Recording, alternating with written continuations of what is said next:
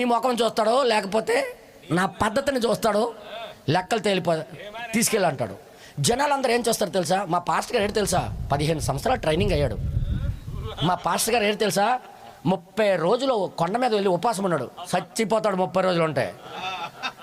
అది కూడా అబద్ధమే, అది అబద్ధమే, పచ్చి అబద్ధం. మా అబద్ధంలో పచ్చి అబద్ధం అది. వింటున్నారా? ఇలాంటివి చెప్పి పడిపోతుంటారు. నా ప్రియ సహోదరుడా, ఆత్మలో మంట కలిగిన వాడు ఎవడో బయట, ఆత్మలను దేవుడి వైపు తిప్పేవాడు ఎవడో చూడు, దేవుడికి మనుషులు కలిపేవాడు ఎవడో చూడు. దేవుడికి మనుషులు కలిపేవాడే నిజమైన దేవుడు పంపించిన సేవకుడు. లేదు తన వైపు తిప్పుకుంటున్నాడు అంటే అది దొంగ బోధకుడు. నేను ఎప్పుడు కూడా దేవుడికి మీకు ముడి పెట్టాలని నా ఉద్దేశం. ఏదో నేను పెద్ద బోధకుడిని కాదు, నేను ఏదో పెద్ద ప్రసంగికుడిని కాదు, నాకేదో పెద్ద విద్య లేదు. నేను వాస్తవంగా చెప్తున్నా.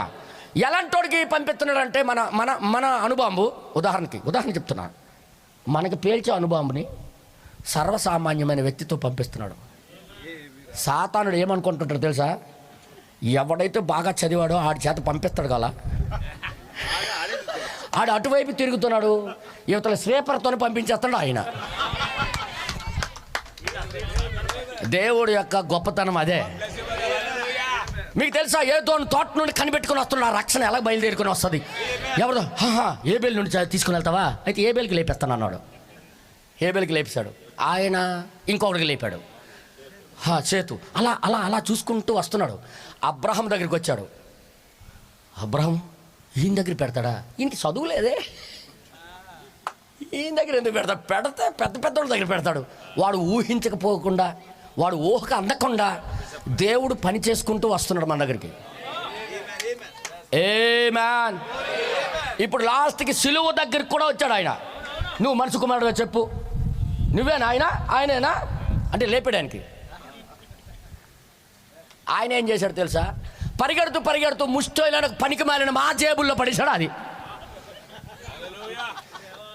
యేసయ్య వెనకాల పరిగెట్టాడు వాడు. ఆల్రెడీ దారిలో మేము కాసుకొని ఉన్నాం, మళ్ళాంటి వాళ్ళ మీద జోబులో పడేశాడు ఆయన. మా జోబులు ఎతకడం మానేశాడు వాడు. యేసయ్య వెనకాల పరిగెట్టాడు, లాస్ట్కి పాతాళం చేరిపోయాడు వాడు. దేవుడి నామానికి మహిమ కలుగును గాక. ఇవన్నీ బైబిల్లోనే ఉన్నాయి, చూసే కళ్ళు ఉండాలా అంతే.